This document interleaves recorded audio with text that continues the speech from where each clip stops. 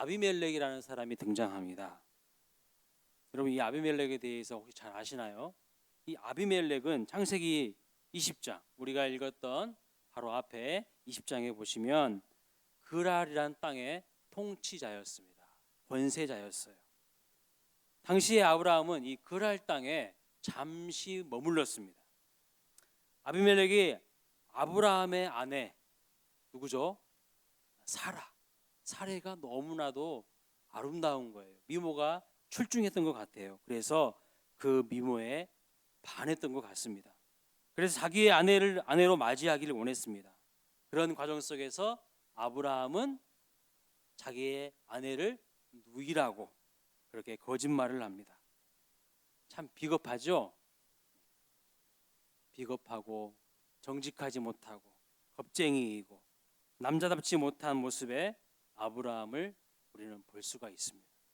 그런데 하나님께서 이 아비멜렉의 꿈에 나타나셔서 사라에게 손을 대지 못하도록 그렇게 경고하시는 것을 볼 수가 있어요. 아비멜렉은 아브라함에게 왜 이런 거짓말을 했는지 추궁을 하게 됩니다. 결국 아비멜렉은 아브라함이 두려워서가 아니라 하나님이 두려워서, 하나님이 꿈에 나타나셔서 사라의 몸에 절대 손을 대서는 안 된다고 하나님께서 경고하시지 않았습니까? 그 하나님이 두려워서 아브라함에게 많은 돈과 보화를 주면서 아브라함과 그의 일행을 돌려보내는 것을 볼 수가 있습니다. 그리고 창세기 20장 우리가 읽진 않았지만 17절 18절 말씀을 보면 이런 내용이 나와요. 아비멜렉의 집에 태의 문이 닫혀 있어요. 출산을 하지 못하는 거예요. 그런데 아브라함이 기도했더니 그 아비멜렉의 가문에 출산의 문이 열려지는 거예요. 태의 문이 열려지는 거예요. 이런 과정들을 아비멜렉이 경험하면서 아브라함은 보통 사람이 아니구나 라는 것을 느끼게 되는 겁니다. 아니, 사레를 아내로 맞이하려고 하다 보니까 하나님께서 꿈에 나타나셔서 경고를 하시지 않나.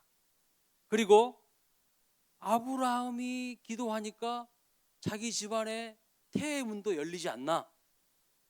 내가 보기에는 아브라함은 한없이 약자 같고 형편없는 사람 같고 비겁쟁이고 거짓말쟁이고 정직하지 못한 평범 이하의 수준 이하의 사람인데 아브라함에게는 이상한 뭔가 힘이 느껴지는 거예요.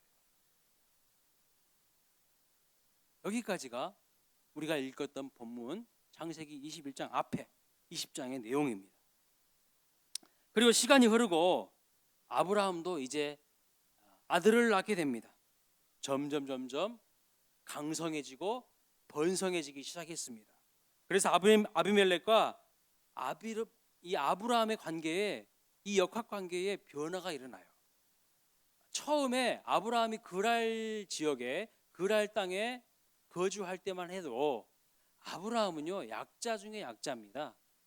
그리고 아내도 누이라고 속이는 거짓말쟁이, 비겁한 사람, 자기만 살겠다고 아내를 팔아먹는 사람, 이런 형편없는 수준이에요. 약자이고요. 그리고 아비멜렉은요 그랄 지역을 쥐락펴락하는 권세자이고 통치자입니다. 강자예요. 그런데 점차 이런 강자와 약자의 역학관계가 달라지고 변화되는 것을 볼 수가 있습니다. 그래서 아비멜렉이 결국에는 이제 아브라함에게 찾아옵니다. 그것이 오늘 본문이에요. 아비멜렉과 그의 군대 장관 비골이 찾아와서 이제 우리 화치를 맺자, 이제 우리 좀 잘 지내보자 라고 한 지역의 통치자가, 권세자가 우리가 보기에는 형편없는 아브라함에게 와서 좀 잘해보자고 화치를 맺는 그런 장면이 등장하는 것입니다. 그래서 오늘 본문 내용 가운데에 가장 포인트라고 할 수 있는 주제는 무엇이냐? 역전입니다. 상황이 역전되는 거예요. 아비멜렉이 강자였고 아브라함이 약자였는데 이제는 바뀌었어요. 아브라함이 강자고요, 아비멜렉이 약자예요. 그래서 아비멜렉이 먼저 와서 화치를 맺자고 이렇게 이야기하는 것을 볼 수가 있습니다. 역전. 점점 아브라함이 번성해지고 강성해지고 아브라함이 높아져가는 그런 인생으로 변화가 일어나고 있는 것을 볼 수가 있다는 겁니다. 처음에는 지고 있었는데 점차 경기의 마지막을 향해 갈수록 전세가 역전되어 가는 경우가 있지 않습니까? 이렇게 처음에는 약하고 미미하다 할지라도 점차 강성해지는 사람들이 있는데, 그 사람들의 특징이 뭐냐면 이 뒷심이 강해요. 뒷심이 처음에만 반짝하고 점점 약해지는 사람이 있는 반면, 처음에는 미미하고 보잘것없고 약하고 아브라함처럼 비겁하고 막 이런 사람인데 점점 강해지고 믿음의 사람으로 세워져가는 그런 사람들이 있다는 거예요. 그래서 역전은요, 전반전에 일어나는 것이 아니라 후반전에 일어나요. 야구로 따지면 9회 말 투아웃 상황에 그냥 말로 홈런 때려버리는 거죠. 상황을 역전시키는 거예요. 근데 후반전에 전세를 역전하기 위해서 우리에게 필요한 것이 뭐냐면요, 뒷심이 강해야 돼요. 뒤로 갈수록, 시간이 지날수록 더 강력한 힘이 남아서 역전 인생이 될 수 있어야 한다는 겁니다. 오늘 본문 말씀은 이 바로 역전과 뒷심의 뿌리를 우리에게 말씀해 주고 있어요. 그 근원이 무엇인지를 우리에게 설명해 주고 있다는 것입니다. 아브라함이 어떻게 인생을 역전시킬 수 있었을까요? 참 비겁쟁이에요. 어떻게 보면 아내를 누이라고 하고요, 자기 살려고. 그리고 하나님이 약속해 주셨잖아요. 하늘의 별처럼 내 후손을 번성하게 할 것이다. 너는 복의 근원이다. 땅을 주겠다. 하나님이 막 약속해 주셨어요. 그런데 그 약속에도 신실하게 반응하지 못합니다. 그래서 좀 기다려보다가 안 되니까 자기 딱 머리를 굴려서 계산하죠. 아내의 몸쪽인 하갈을 통해서 이스마엘을 낳아버리는 거예요. 이것도 믿음 없는 행위이거든요. 그러니까 믿음도 없어요. 비겁해요. 겁쟁이에요. 자기만 알아요. 이런 사람이에요. 그런데 어떻게 그가 역전 인생으로 변화되고 새로지고 하나님의 은혜를 경험할 수 있게 되었습니까? 이 역전과 뒷심의 뿌리가 무엇인지를 본문은 말씀해 주고 있는데, 그 첫 번째가 겸손이라고 말씀하고 있어요. 여러분, 겸손한 사람은요, 역전의 힘을 갖게 되고 시간이 지날수록 그 힘이 더 강력해지는 뒷심을 발휘하게 됩니다. 22절 말씀을 보면 힌트를 우리에게 분명하게 주고 있어요. 그때의 아비멜렉과 그 군대 장관 비골이 아브라함에게 말하여 이르되 내가 무슨 일을 하든지 하나님이 너와 함께 계시도다라고 말합니다. 아비멜렉이요, 아브라함을 평가할 때 이렇게 말하는 거예요. 하나님이 너와 함께 계시도다. 아비멜렉은 지금 아브라함을 향하여서 아브라함아, 내가 너를 보니까 너 정말 대단한 사람이야 라고 말하지 않습니다. 뭐라고 말해요? 아브라함이 대단하다고 말하지 않고 아브라함 뒤에 역사하시는 하나님이 대단하시다, 하나님이 너와 함께 하시다 라고 고백하고 있는 것을 볼 수가 있어요. 여러분, 우리가 아브라함의 성공과 번영에 대해서 오래하지 말아야 될 것이 있습니다. 아브라함의 성공은요, 아브라함의 믿음의 선물이 아닙니다. 오해하시면 안 돼요. 아브라함의 성공과 번영은 아브라함의 믿음에 대한 보상이 아닙니다. 창세기 말씀을 통해서 아브라함의 행적을 살펴보면 아브라함의 행적이요, 그렇게 대단하지 않았어요. 그냥 우리랑 거의 비슷한 수준이에요. 평범해요. 거짓말하고 속이고 용기도 별로 없는 모습, 믿지 못하고 인간적으로 계산해서 인간적인 방법으로 막 이스마엘도 낳고 그런 사람입니다. 그런 모습을 창세기에서 곳곳에서 볼 수가 있는 것이죠. 그리고요, 아브라함이 스스로 하나님을 찾지도 않았어요. 하나님이 먼저 아브라함을 찾아가신 것이죠. 아브라함의 반응에 관계없이 하나님께서는 내가 너를 복의 근원이 되게 하겠다 약속했습니다. 그리고 그 약속을 신실히 지키시고 이행하시는 그 하나님의 모습이 창세기 12장부터 21장까지 지속적으로 반복해서 나타나고 있는 것을 볼 수가 있는 거예요. 아브라함의 믿음에 관계없이, 아브라함의 반응에 관계없이, 아브라함의 거짓말에도 관계없이 하나님께서는 아브라함에게 약속하신 일방적으로 약속하신 내가 너로 복의 근원이 되게 하겠다, 그 약속을 신실히 지켜나가시는 하나님을 보게 됩니다. 여러분, 형통하게 되고요, 성공하게 되고 번영을 이루게 되면 대부분의 사람들에게 볼 수 있는 것이 뭔지 아세요? 교만함이에요. 교만함. 자기가 잘났어, 내가 대단했어, 내 안에 있는 내적 자원이 다른 사람마다 비교했을 때 월등해서 내가 이만큼 된 거라고 착각하고 오해하시는 분들이 너무나도 많아요. 그래서 우월감에 빠집니다. 분명히 그것이 하나님께서 이루어 주신 은혜임에도 불구하고 하나님이 이루신 것은 고백하지만 실상은 내 믿음에 하나님이 반응하셨다, 이런 식으로 이야기를 해요. 하나님이 이루셨다고 하지 않아요. 그래서 여러분, 복을 받는 것과 내 믿음의 상관관계를 시킨다면 그것 또한 교만일 수도 있습니다. 은혜는 무엇입니까? 복과 나의 반응에 반비례하는 거예요. 은혜는 뭡니까? 나의 행위에도 불구하고 베풀어 주신 것이 은혜입니다. 나의 죄에도 불구하고, 나의 결핍에도 불구하고, 나의 연약함과 부족함에도 불구하고, 나의 불순종에도 불구하고 내가 너를 택하였다, 너는 내 아들이다, 그게 은혜이죠. 은혜 속에는 우리의 모든 행적과 우리의 모든 헌신까지도 철저하게 사라지는 것이 은혜입니다. 그게 겸손이에요. 겸손은요, 하나님, 저는 아무것도 한 것이 없습니다 라고 고백할 수 있는 것이 겸손이에요. 그래서 오늘 우리는 본문에서 아비멜렉이 하는 말을 자세히 주목하고 묵상할 필요가 있어요. 아비멜렉이 뭐라고 이야기합니까? 네가 무슨 일을 하든지 하나님이 너와 함께 계시도다, 이렇게 이야기하는 거예요. 아브라함 너 대단해, 아브라함 너 스펙 화려해, 아브라함 너 정말 월등해, 그렇게 말하신 게 아니에요. 하나님을 높이고 있는 거예요. 아브라함 뒤에 계시는 하나님을 아는 거예요. 아비멜렉이 주목하는 것이 누구입니까? 아브라함이 아니라 하나님이라는 거예요. 아브라함을 통해서 아브라함의 대단함의 매력을 느끼고 바라는 것이 아닙니다. 오히려 누가 드러나는 거예요? 하나님이 드러나는 거예요. 그런데 어떤 사람은요, 자기가 드러나요. 하나님은 안 드러나. 자기가 드러나. 자기를 과시합니다. 왜 나를 알아주지 않느냐, 이런 심리가 있어요. 그런데 여러분, 아브라함을 자세히 보면은 아브라함은 평범이야예요. 인간적인 매력이 별로 없어요.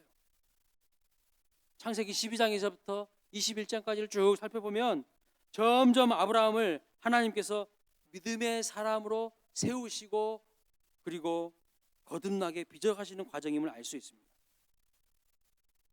그런데요, 아브라함의 이 믿음을 좀 더 구체적으로 그 믿음의 특징을 살펴보면 어떤 특징이 있냐면, 아브라함의 믿음은요, 자기 자신이 사라지는 믿음입니다. 자기 자신을 드러내는 믿음이 아닙니다. 아브라함은요, 점점 자기 자신이 사라져요. 성공할수록, 범창할수록 점점 자기 자신은 사라집니다.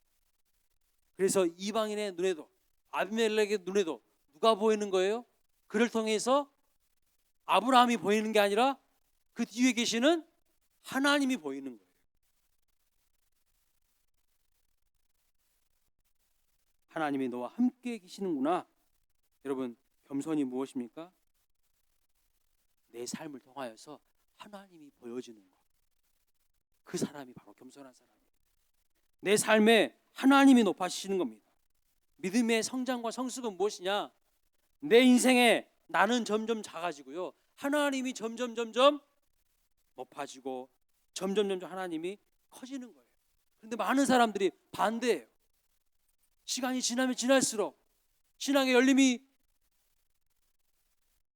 오래되면 오래될수록 하나님이 높아지고 하나님이 존귀케 되는 게 아니라 자기가 높아지고 자기가 올라가요. 이상해지는 거예요. 어떤 사람이 인생 역전이 될 수 있습니까? 약하지만 부족하지만 하나님께서 함께 하시는 사람, 그 사람이 역전 인생의 주인공이 될 수 있습니다. 자기 자신이 점점 커져가는 사람이 아니라 하나님이 그 인생 가운데서 점점 커져가는 사람입니다. 그래서 예수님은 세례 요한을 가리켜서 뭐라 하셨습니까? 여인의 몸에서 난 사람들 중에서 가장 큰 사람이라고, 가장 큰 자가 세례 요한이라고 했습니다. 왜 그랬을까요? 세례 요한은 자기 자신은 점점 작아지고 낮아지고 예수님이 점점 드러나고 부각되고 예수님이 가장 높여져야 할 분으로 여겨졌기 때문입니다. 그래서 마가복음 1장 17절에 보면 세례 요한이 이렇게 고백하죠. 그는 흥하여야 되겠고 나는 쇠하여야 하리라. 그는 누굽니까? 예수님. 예수님은 점점 흥하여야 되겠고 나는 그 예수님을 앞에서 점점 작아져야 된다. 이렇게 고백을 하는 거예요. 어떤 사람이 역전 인생이 될 수 있습니까? 뒤로 갈수록 점차 그의 인생 가운데에 하나님이 부각되는 사람, 그 사람 하나님께서 가만히 두지 않으십니다. 그를 통해서 하나님이 일하시고 그를 통해서 하나님이 영광을 받으십니다. 예수님께서 말씀하셨어요. 열심히 일한 종이 있었고 많이 열매를 맺은 종이 있었는데 그 종이 주인 앞에서 할 말은 나는 무익한 종이라 할 일을 했을 뿐입니다 라고 이야기합니다. 내가 종으로 이 집을 키워내기 위해서 얼마나 많이 노력했는지 아시죠? 라고 이야기하는 것이 아니라는 겁니다. 이러한 신앙 인격을 하나님이 우리에게 원하시는 거예요. 주제 파악을 잘 할 줄 알아야 한다는 겁니다. 그 주제를 온전히 잘 파악할 때에 우리가 비화에 빠지는 것이 아니라 하나님께서 도리어 우리를 존귀케 하시고 높이신다고 분명히 말씀하고 있어요.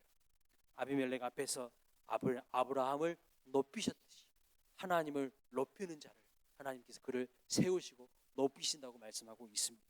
무엇이 겸손입니까? 내 삶의 모든 번성과 형통을 내 믿음의 대가다, 내 노력의 대가다, 내 헌신의 대가라고 보지 않고 하나님의 은혜였습니다라고 고백하는 자가 겸손한 사람입니다. 이러한 사람이 바로 뒤로 갈수록 형통케 되고요, 더 잘 되고요, 뒷심이 있고요, 역전의 인생이 되는 겁니다. 아브라함이 하나님과 오랫동안 동행할수록 그에게 드러나는 분명한 특징이 무엇입니까? 하나님이 너와 함께 계시도다. 사실 결국 아브라함과 그의 후손의 유산이 무엇이냐면 바로 이거예요.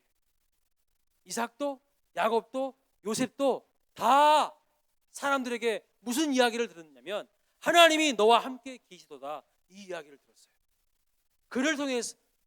그들을 통하여서 그들이 높아진 게 아니라 하나님이 높아지는 것을 볼 수가 있어요. 요셉 같은 경우에 창세기 39장 말씀 보면 보디발 장군이, 이방인이, 하나님을 알지도 못하는 사람이 뭐라고 고백합니까? 여호와께서 그와 함께 하심을 보며, 요셉과 함께 하심을 보며 여호와께서 그의 범사에 형통케 하심을 보았더라. 주체가 누구예요? 여호와께서라는 거예요. 하나님이 영광을 받으시고 높여지는 것을 볼 수가 있어요. 하나님이 너와 함께 계시도다. 이것이 우리 성도님들 가운데에 가문의 유산이 될 수 있기를 축복합니다. 갈수록 점점 초라해지는 가문이 아니라요, 뒤로 가면 갈수록 더욱 뒷심이 발휘되게 되는 이유는 그의 가족이 아버지 또 할아버지의 성공과 번영을 물려받은 것이 아니라 할아버지의 믿음과 겸손을 물려받은 것입니다. 잠언에서 이렇게 말씀하죠. 교만은 패망의 선봉이에요, 멸망의 앞잡이라고 말씀합니다. 왜 우리 인생에 역전패를 당합니까? 역전승을 해야 될 존재들이 왜 역전패를 당하죠? 교만하기 때문이에요. 사울은 교만했어요. 그래서 하나님께서 그를 패하십니다. 그런데 다윗은요, 겸손했어요. 항상 하나님을 높입니다. 다윗의 고백을 보십시오. 항상 하나님을 높여요. 그래서 다윗은요 역전승의 사나이입니다. 나의 힘이 되신 여호와여, 내가 주를 사랑하나이다. 여호와는 나의 목자시니 내가 부족함이 없나이다. 나의 구원이시여 소망이시여 산성이시여 반석이시여 피난처이시여 방패이신 나의 하나님, 내 힘의 근원이신 하나님, 항상 하나님을 높이고 있는 것을 볼 수 있어요. 다윗처럼 하나님을 높이는 인생이 되셔서 하나님께 높임을 받으시는 그러한 축복된 인생이 되시기를 주님의 이름으로 축복합니다. 역전과 이 뒷심의 두 번째 근원은 무엇이냐면요, 언약의 시스템에 자기 자신을 묶는 거예요. 언약의 시스템에 자기 자신을 묶는 것. 아비멜렉이 아브라함에게 화치를 맺자고 찾아왔습니다. 앞으로 우리 잘 지내봅시다 라고 이야기하는 거예요. 그런데 말로만 하지 말고 확실하게 언약을 맺고 계약을 체결하자고 아브라함이 이야기하고 있는 것을 볼 수가 있어요. 아브라함이 말로 화친을 요청하는 그 아비멜렉에게 말로만 하지 말고 계약서를 쓰자라고 오늘 본문에 보면 말씀하고 있는 거예요. 확실한 언약 관계를 맺자고 하는 겁니다. 이것은 무엇이냐면 확실한 언약을 맺고 계약서를 써서 확실한 제도를 만들자는 거예요. 여러분, 사람들이 얼마나 말을 자주 바꿉니까? 상황과 형편 따라서 이랬다 저랬다 말을 너무 자주 바꿔요. 말로는요 다 충성한다고 하죠. 그렇죠? 근데 형편 어려워지고 상황 어려워지면 내가 언제 그랬습니까? 이렇게 이야기해요. 그러니까 아브라함은요 세상을 너무나도 잘 알아요. 그리고 자기 자신도 너무 잘 알아요. 그래서 확실하게 계약서 씁시다. 말로만 화친 맺자고 하지 말고, 지금은 아브라함이 좀 강성해지고 아브라함이 막 기도하니까 출산의 문, 태의 문도 열어주시고, 아브라함의 아내를 몸을 손대려고 하니까 하나님이 꿈에 나타나셔서 경고도 하시고 막 이러니까 아비멜렉이 아브라함은 보통 사람이 아니네, 그 뒤에 하나님이 계시네 하면서 아브라함에게 찾아왔지만, 상황이 달라져서 아비멜렉이 더 강성해지고 힘이 생기면 어떻게 할까요? 또 웅을 뺐을 거 아니에요. 상황이 어떻게 달라질지 모릅니다. 그러니까 아브라함이 확실하게 언약을 체결하고 계약서 쓰자, 지금 이렇게 이야기를 하는 거예요. 제도와 시스템으로 딱 만들자고 이야기를 하는 것을 볼 수가 있습니다. 구두로 계약하면 신빙성이 없고 강제력이 없습니다. 사람들이 말로는요 무슨 말인지 못하겠습니까? 그래서 아브라함은 시스템으로 제도로 확실하게 만들자, 이렇게 이야기를 하고 있는 거예요. 여러분, 고도의 근동 지방에는 이 언약을 체결할 때, 계약을 체결할 때는 어떻게 하냐면 짐승을 잡아요. 그리고 짐승을 쪼개요. 그리고 그 계약을 맺는 당사자 두 사람이 그 짐승 사이를 지나갑니다. 이게 무슨 의미인지 아세요? 두 사람 중에 한 사람이라도 계약을 위반할 때, 언약을 위반할 때는 이 쪼개진 짐승처럼 너도 쪼개질 것이다, 이런 의미를 가지고 있어요. 아주 무서운 형벌과 강제력을 가지고 있는 거예요. 그러니까 확실하게 하자는 거죠. 모든 사람들이 보는 앞에서 누구도 부인하지 못할 분명한 제도 안으로, 확실한 약속의 시스템으로 만들자고 하는 거예요. 화친하자 말로만 하지 말고 확실한 시스템으로 보여주라는 겁니다. 그래서 이후로는 아비멜렉이요 다시는 아브라함을 건드리지 않게 됩니다. 평화를 언약을 체결해서 확실한 시스템으로 확정을 해놓는 것이죠. 여러분, 어떤 사람이 강력해지고 어떤 사람이 역전의 사람이 될 수 있습니까? 사람과의 관계에서도요 신의를 쌓고 그 신뢰를 높이기 위해서 시스템으로 제도화하는 것처럼 하나님의 약속에 자기 자신을 묶어버리는 사람, 이 사람을 하나님은요 강력하게 만들어요. 주일 성수라는 시스템을 하나님은 세워놓으셨어요. 그래서 그리스도인들은 주일 예배를 통해서 하나님을 예배하고요, 하나님이 우리 인생과 역사의 주인이심을 고백합니다. 그런데 이런 시스템에 자신을 묶지 않는 사람은요 신앙이 점점 약해져요. 나일론이 돼. 나일론 진짜. 결국 그 인생을 붙잡아 주시는 견고한 하나님을 의지하지 않게 되므로 바람에 나는 겨처럼 이랬다 저랬다 하다가 인생 그냥 날아가 버리는 거예요. 뿌리가 없어요. 부실한 인생이 될 수밖에 없다는 겁니다. 하나님께서 우리에게 말씀해 주시는 그 제도는요, 막 우리를 얽어매고 막 우리를 힘들게 하고 막 우리를 막 자유롭지 못하게 하는 게 아니라, 그 하나님께서 우리에게 말씀하신 모든 제도는 우리를 진정 보호하시고 안전하게 만드시는 하나님의 특별한 안전장치라는 것을 아셔야 돼요. 그런데 하나님의 시스템을 벗어나서 내 마음대로 가려고 할 때, 그것이 바로 스스로가 멸망의 길로 가는 것입니다. 자, 기업들도요, 이런 원리를 잘 알고 있어요. 일반 회사들도 이런 원리를 너무 잘 알고 있어요. 하물며 믿음의 사람들은 이런 원리를 몰라, 안 지켜, 귀찮아해. 이게 문제라는 겁니다.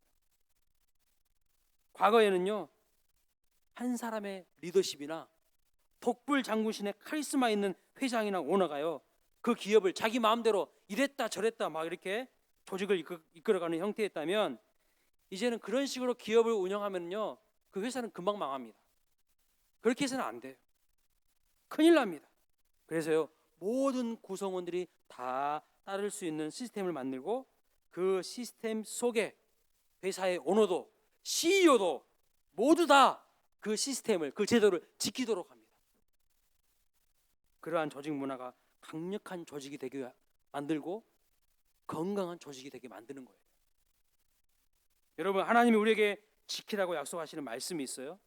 주님이 세우신 제도가 있고 주님이 말씀하신 언약이 있어요. 자꾸 근데 우리는 그것을 안 지키려고 해요. 그래서 벗어나려고 해요. 내 마음대로 하려고 해요.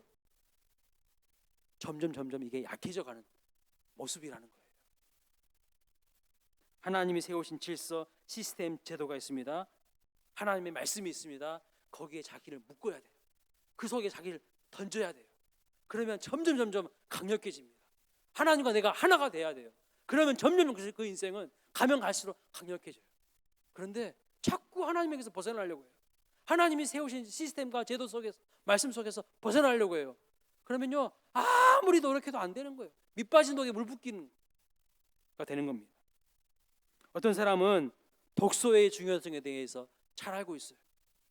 지식적으로 알고 있습니다. 많은 사람들이 그래서 막 새해 되면 책 많이 읽겠다고 합니다. 그러나 실제로 책 읽지 않습니다. 왜 그럴까요? 책을 읽는 그 시스템 속으로 자기 자신을 던져 넣지 않기 때문이에요. 여러분, 목사님들이 왜 책을 많이 읽는 줄 아세요? 설교해야 되기 때문에. 설교라는 제도가 있기 때문에 그런 거예요. 설교를 하기 위해서는요, 경건서적이든 세상 일반 서적이든 책을 많이 읽어야 돼요. 그리고 균형 있는 책 읽기를 해야 돼요. 설교라는 제도가 결국은요, 독서의 습관을 갖도록 만들고, 결국은 그 건강한 시스템이요, 사람을 만들어내는 거예요. 자꾸 여러분 훈련 밖으로 나가려고 하면 안 돼요. 하나님 말씀 밖으로 나가려고 하면 안 됩니다. 캘리포니아 대학교의 심리학 교수인 로버트 에먼슨 교수라는 분이 있는데, 실험을 했습니다. 12살 때부터 80살 때까지 사람을 대상으로 2개의 그룹을 만들었어요. 한 개의 그룹은 감사의 시스템에 있게 만들었고요. 그래서 매일매일 감사 일기를 쓰도록 했어요. 다른 한 그룹은 그냥 쓰고 싶으면 쓰고 말고 싶으면 말고 그냥 네 마음대로 알아서 하세요라고 이렇게 묶어둔 그룹이 있었습니다. 내버려뒀습니다. 근데 처음에는요, 이 두 그룹이 아무런 차이가 없었어요. 그런데 시간이 지나면 지날수록 감사 일기를 매일 쓸 수밖에 없는 시스템에 놓인 사람들이 성적이 점점 올라가요. 회사에서도 성과를 내고요, 행복 지수도 월등히 높아지는 연구 결과를 가져오게 되는 것을 볼 수가 있습니다. 그리고 신체적인 건강도 확연히 좋아지게 되었다는 연구 결과가 있습니다. 여러분, 하나님께서 우리에게 명령하신 말씀은 무엇입니까? 우리를 막 귀찮게 하고 힘들게 하고 자유를 박탈시키는 것이 아닙니다. 하나님은 그 누구보다 우리가 잘 되기를 원하시는 분이에요. 우리가 성공하기를 원하시는 분입니다. 그래서 하나님의 말씀이라면 순종해야 되는 거예요. 하나님께서 우리에게 원하시는 거, 그것은 결국 우리가 잘 되기를 바라시는 거거든요. 그 잘 되는 길과 방법을 하나님은 누구보다 잘 알고 계세요. 그러니 하나님께서 말씀하시는 그 시스템 속으로, 그 말씀 안으로 자기 자신을 던지는 그 훈련을 게을리해서는 안 된다는 겁니다. 그것이 습관이 되고 우리의 삶이 될 때요, 우리의 인생이 점점 강해지고 역전의 인생이 될 수가 있는 거예요. 뒷심이 강력한 하나님의 사람으로 하나님의 인생, 하나님을 높이는 인생이 될 수 있다는 겁니다. 내 인생을 통해 내가 이만큼 대단한 사람이에요. 많은 사람들이 그것을 꿈꾸더라고요. 자기가 얼마나 대단한 사람이 되는 거, 이것을 꿈꿉니다. 그러나 그것을 목표로 두면요, 점점 그 인생은 초라해지게 돼 있어요. 그런데 내 인생을 통해서 하나님을 높이고 하나님을 존귀케 하려고 하는 바른 방향과 목표 설정을 가지고 내 인생을 하나님의 말씀의 시스템 속으로 던져 넣는 사람, 하나님이 그 인생을 강력하게 만드셔서요, 진정한 믿음의 사람으로 하나님께서 세우시는 것을 우리는 아브라함을 통해서 볼 수가 있게 되는 겁니다. 하나님을 높이게 되므로 하나님이 너와 함께 계시도다, 이러한 평가를 받는 주의 자녀들이 될 수 있기를 주님의 이름으로 축복합니다.